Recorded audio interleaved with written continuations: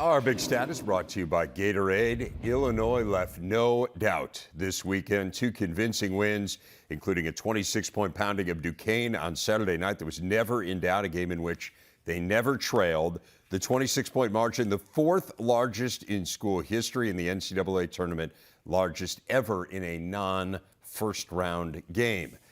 And that segues us beautifully into our big interview. As promised, it's the head coach of the Fighting Illini, Brad Underwood, who is with us. Coach, congratulations on a fabulous weekend. What did you like most about the way your team played over those two games?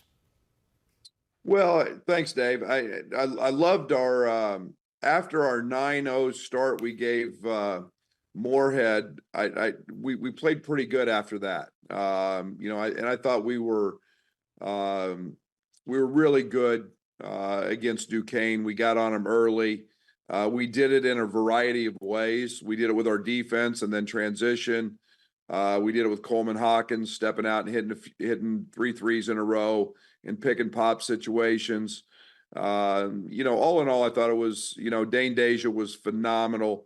Obviously Marcus with a triple double, but we kind of took what the defenses gave us and found a way to exploit it. I know it's not your end goal at all, but we have uttered the fact that Illinois hasn't been to the second weekend since 2005. Honestly, more times than I can count, probably since the network launched. What does it mean to you to silence that, to get to the point now where we don't have to think about that anymore? Yeah, I'm happy for our fans. I'm happy for the program. This program is so good, and it's been so good. It's so important to everybody. We sell out every game. Nobody travels like us. Our fans are fabulous when we travel.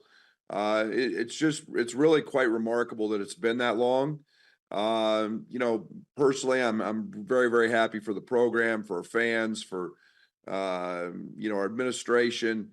It was going to end sooner or later. My goal was always just keep getting there, and you get there, good things can happen, and we made that happen this past weekend. I think back to when you took over the program, Brad, it just wasn't in a good spot. I mean, they hadn't made the tournament in 4 years.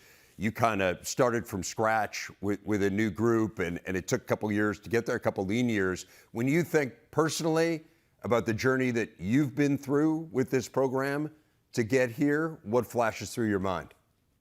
Yeah, no shortcuts. I think we did it, pre-portal. We built it. We did it with starting from the ground floor. We wanted to make sure our culture was right. We're a development program. It's based on hard work. It's based on guys wanting to come in and work and get better. We saw that development. It started with an Io DeSumo and Andres Felice, a Kofi Coburn, Trent Frazier, DeMonte Williams, a group of guys that I couldn't be happier for them. They've all reached out and they're ecstatic at what they built. And, so I don't think there was any shortcuts. And, and then we've tried to stay very consistent with that whole philosophy since day one. One of the things that I think is really cool about you as a coach is how much you've adapted. And I would just say that this team, the way you play offensively and the way you play defensively, bears almost no resemblance to when you got there. There was a great article in The Athletic yesterday talking about Jay Wright and how he had given you some advice during the course of this year that caused you to alter a little bit of how you're playing this year, mid-year. Like, fill people in on that and kind of your philosophy of being willing to adapt your style, because I do think it's unusual. Yeah, I don't want to be stubborn. I want to do what's best for the players that we have. And sometimes it requires change. And we were turning the ball over. We knew we had a really good player in Marcus DeMosk who was kind of floundering about 8-9 points a game. And we needed to open the court with Terrence a little more and do some different things. And we found a way. And I mean, I say it all the time. We start 5 power forwards And we needed to find a way to make that work. And lo and behold, we got the number one offense in the country, and it's just putting guys in positions to. I say one, we might be two, one or No, two. you're one. You're number one. Yeah. Okay. Yeah. Yeah, and but it's just finding a way to play that suits the personnel you have, and me kind of trying to figure that out and get out of my own way sometimes, and not overcomplicate things. You and I were talking during the Big Ten tournament. You came over to our desk in between games, and we were just chatting really quickly. And you said something to me. You said, I'm having a great time coaching this team. Like, this is such a fun group to be around. And I think we saw evidence of it the other night when you went into the locker room with the squirt gun and bombarded the guys. Give me a sense of why. Like, what's so much fun about this group aside from the obvious that you're winning? Yeah, and it doesn't have it's not because we're winning that I'm having fun. It's because of who these guys are, and they play the right way. They play for the joy of the game in a time where it's NIL this and this, and our guys are doing, they're all getting NIL, and that's great, and I'm for that. But they play for the passion and the love of the game, and it hurts them when we lose. They work so hard, and they stand for all the right things, and they genuinely love each other. I mean, we don't have any bickering, we don't have any team stuff. They just have a great time together, and I've always been a guy that I think you have to reward winning. You have to acknowledge it. It's really, really hard to do. And so we've always done that here. After every game, I celebrate winning. The other night, it was just nice to take the super soaker and give a little back to them because of all the water I've received over the years. So we had a little fun with that. I have noticed there's been a trend of drenched coaches. So the drenched players, as you say, it's a little bit of a role reversal. You were talking about having the number one offense in the country, which you do.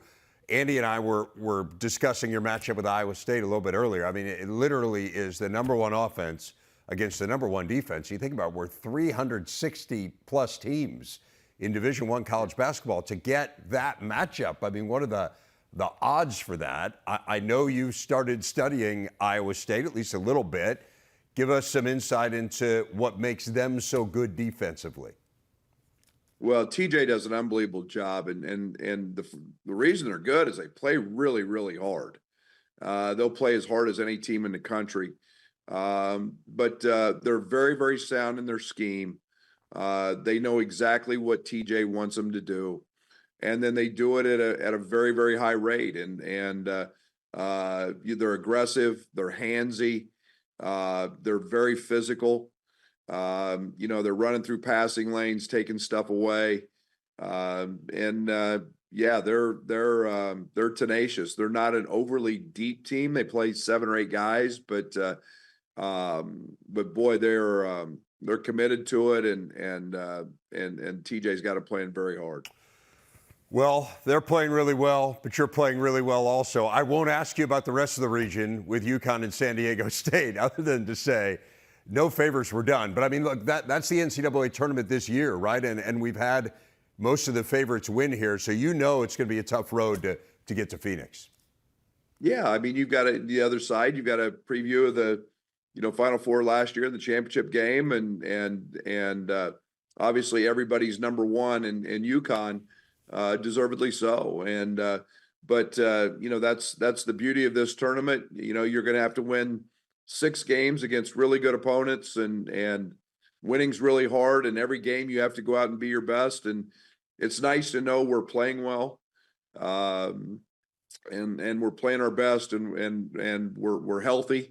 So yeah, let's throw it up and see where it falls.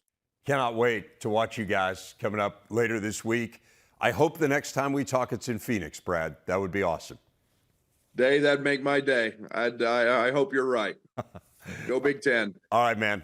Great to talk to you. Congratulations. Thank you. That is Brad Underwood. The Illinois women's team also kept their season alive over the weekend. Adalia McKenzie, a career-high 28. They topped Stony Brook in the second round of the WBIT. They will battle Tulsa Thursday in the quarterfinals.